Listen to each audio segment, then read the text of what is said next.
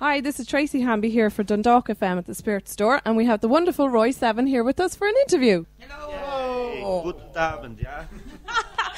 Oh, it's interesting Daddy brings a bit of German in there. You were over in Germany, weren't you? Yeah, well, we're signed in Germany. Our record company is based in Cologne, so we do a lot of gigs in Germany, yeah. We've quite a few fans. Guten Abend, mein Liebchens. That's really nice, isn't it? Sorry, I just had to say. That's Louise joining us as well for the interview. I suppose we'll kick off with, will you introduce yourselves? Hi, I'm Eamon, I'm the guitarist. I'm Dazzy, the drummer. I'm Bernard and I play bass. So we have three from Royseven. The others are... Indisposed. They're back in the dressing room. Says they are. Louise, I love the way you're moving the mic. It's very directional. Well, we're here at the Spiritstore. This is one of your gigs. Tell us, how do you feel going on beforehand, going on stage? I think people have different ways of dealing with it. I think we've gotten used to it so much that we're just normal, you know what I mean? It's kind of, yeah, we do this, we do that. We go get food, we hang out, we slag each other a lot. A Coke or a 7-Up, never anything else. As Louise looks and goes, ah! Wide mouth. For people in Radioland there who couldn't see her, but there is always a little bit of nervousness, and obviously depending on the gig and stuff like that. But I think if you're not nervous for a gig, there's something wrong. So I think you should always be a little bit nervous. Can I just ask you one question? Do you have a little group hug? Yes, we do.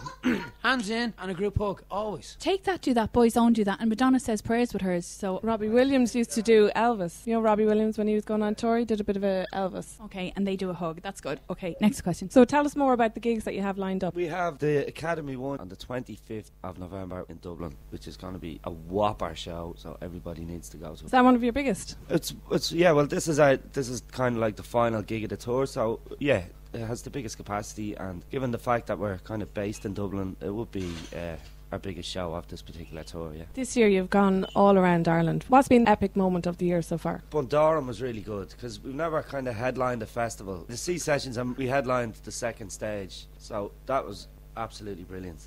The tent was packed and we had a great night out. That would definitely be a highlight for me. We were in Rome last week, that was great as well.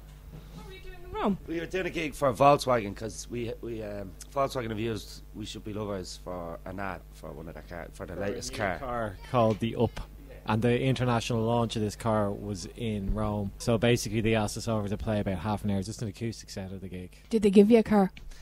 Not yet. I saw an interesting video of you all hopping into the car. Do you still have that car? No. That is the car that we're kind of trying to sell. Yeah, we actually lost a deposit on that one because there was a lot of internal damage, you know. So lost the deposit, lost the car. What can I say? Lego lost the keys. So. That's rock and roll. And Sam fit in the car as well because he's very tall, isn't he? Saw another interesting video of you, Dazzy, with a banana. Oh yeah.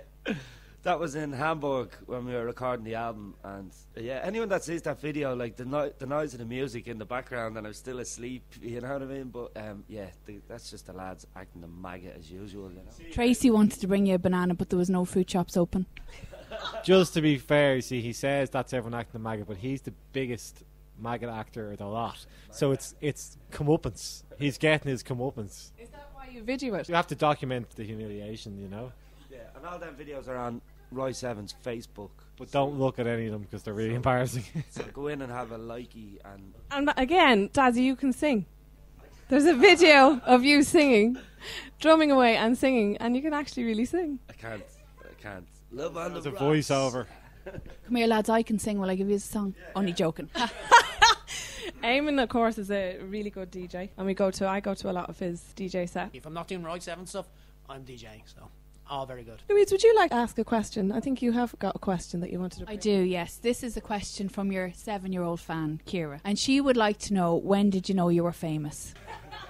Well, we're not famous. I think the silence is a very good indicator to the lack of awareness. Fame is just one of those surreal things that I don't think it ever applies to anyone really. You know, you're known for doing something and hopefully doing something well. And if that's what you get back people liking that, well, that's great, because it's just a reassurance that you're actually maybe doing something right. I think if you want to look in terms of fame, the difficulty I have it is in some ways when people are famous for doing nothing. And I always find that really troublesome, because well, what have you done to earn a certain sense of accolade or people actually responding to you? But fame is just, it's a very almost, it's a surreal but very idiotic concept in some ways. It's great when people like you for doing something that you love doing, you know, and people can respond to that. That's great. But I don't know if it doesn't apply. It really No, does. we're not famous. Well, Ryan said it may have been at the launch of your first album. Did you feel famous then? No, not really. Still don't feel it. I don't know if you ever should feel famous though. 'Cause then you- Recognised, you know what I mean? Like, and people, I think the music has more fame than we do. You know what I mean? People will know the songs and know them from listening to radio because of the great support we've gotten off radio. But I don't think it's associated with us as individuals in the band. You know? Then Paul, For a while there, when the album first came out, we seemed to have a bit of trouble kind of with people connecting. Like, say, When We Should Be Lovers was at the top of the charts and all that, and everybody seemed to know the song, but they didn't know the band, you know. So we had a lot of trouble kind of making that connection between, oh, that's Royseven, and they're an Irish band, because I think a lot of people thought we were, I don't know, yeah, an overseas, exactly, yeah. So at the moment, it's starting to kind of come together, and people are starting to know the band. So in that respect, I suppose the band is famous, but we wouldn't have any celebrity, so you know. You've hung out with a few celebs. Come on now, name drop. Come on. Well, I went out for a few drinks with Amy Winehouse before. Yeah. How long ago? I was after the Meteor Awards. 2007, wasn't it? Yeah, and I had a dance off as well with Cool and the Gang. Cool from Cool and the Gang. So that was funny. Does that mean you're a good dancer on the dance floor? No way! Go on, I dare you. Go on. Yeah, Torpedo they used to call me. Go on, Eamon, you name. So you're actually serious. This is serious. I'd bury that memory. Okay, is that Dazzy's? Right, well, I'm going to reckon that's your new nickname. Torpedo, Dazzy the Torpedo. Go on, Eamon, name drop. I'm sure you've hung out with some. Actually, to be honest, I've hung out more through DJing than I have through the band. Moby, Daft Punk, Gomez, Smashing Pumpkins, Manny from the Stone Roses, On the Scream, that kind of stuff. We've done some gigs with like the Kaiser Chiefs. We supported them. We supported One Republic. We supported Bryan Adams. So we got to hang out with a lot of them guys, and they're really cool, you know. So Even though they're really cool, and you're really cool, you do still stay connected. Oh, thanks, Dazzy.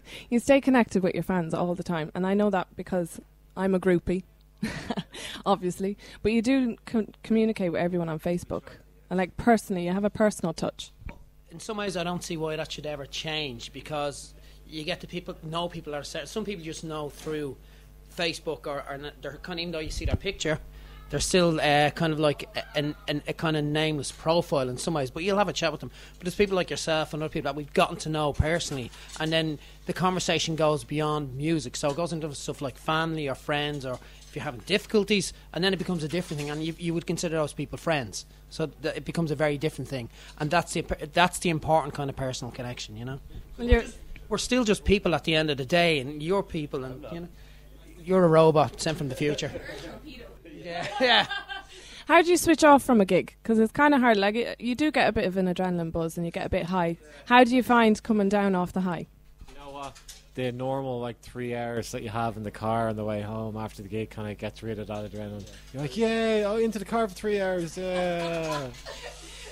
So you never go out partying, no? well, we do, yeah. That would be one way to unwind, but we wouldn't condone it for any underage fans out there listening. Yeah, I think we really party a lot less than people think we do. You know, because as was mentioned, we don't drink before we go on stage because you know it's essentially it's like going to work. So you wouldn't have a couple of pints before you turned up. Points and you think are amazing on the drums or whatever, so you'd be ripping around the place thinking they're absolutely God's gift, and the rest of the guys are just going, oh my God. Yeah, what's he doing? Where's that drum fill that lasted 20 seconds? Well, come here, we think you're absolutely marvellous. We can't wait to get upstairs and listen to your gig. Dazzy, I'm loving the compliments. Louise is feeling left out. We better look after our Louise. Well, come here, thanks a million for giving us your time. And we can't wait to hear more from Royseven, can we, Louise? No, we can't. Thanks very much.